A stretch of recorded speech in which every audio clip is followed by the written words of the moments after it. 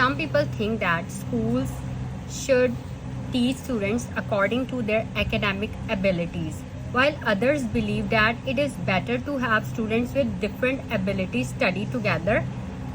Discuss both views and give your own opinion. So this is a discussion essay.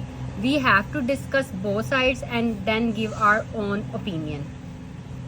So first, look at the introduction. It is a matter of intense debate whether children should be segregated according to their intelligence level in schools.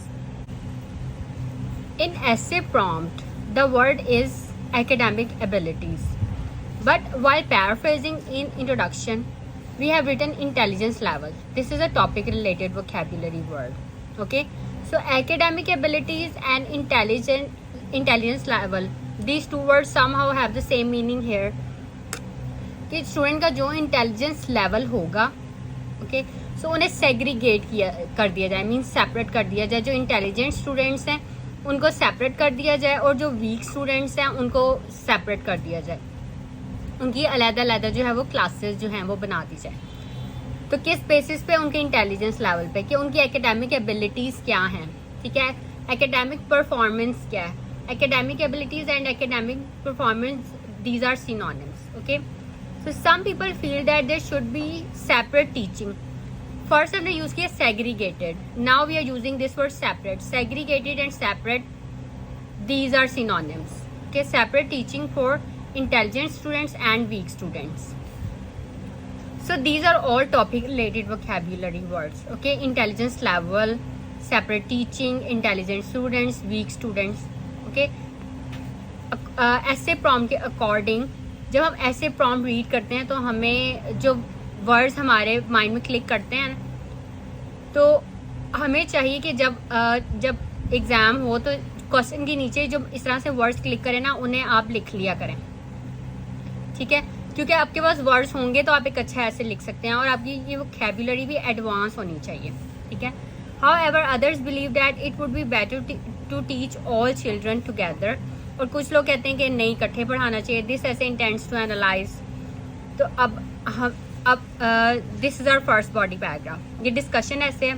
Discussion ऐसे में हमें first body paragraph में first side discuss करनी पड़ेगी और second body paragraph में second side. Okay, for intelligent student you can also write clever student, smart, bright, sharp, gifted, brilliant, talented, intellectual. These are all topic related vocabulary words. ये synonyms हैं for this word intelligent students. Okay, so those who favor teaching intelligent students and weak students in separate sections, पहले हमने separate teaching का, अब new collocation use किया हमने separate के लिए. separate sections, separate teaching, separate sections. Say that the intelligent and weak students can be taught at their pace and the sessions can be made more interesting for them. Moreover, different teaching tactics can be adopted in each group to give students the maximum benefits.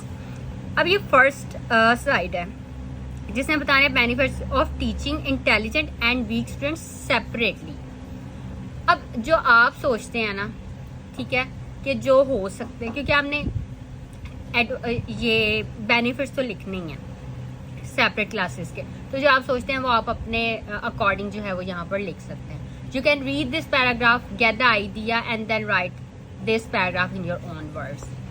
Now second body paragraph, this is about the advantages of teaching together, separate and together. इस paragraph को भी read करके जो आपको लगता है, ठीक है, आप आइडिया ले सकते हैं and then write this body paragraph in your own words. Okay, so next, इसे आपने अपना ओपिनियन देना है.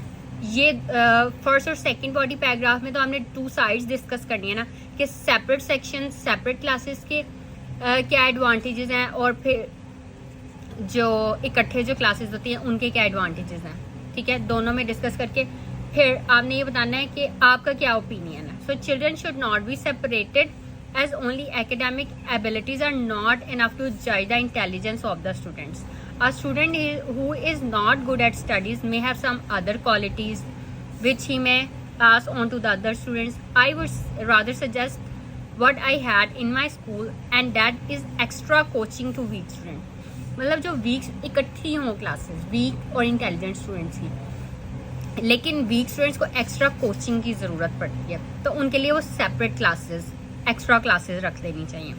It serves the purpose best as teachers save their time and energy and yet maintain the effectiveness. To sum up, although there are merits of both approaches to teach students of different abilities, it would be better to teach them in mixed class. Okay? Also prepare this topic for your speaking section. And that's all for this video. If you have any questions, you can ask me in comment.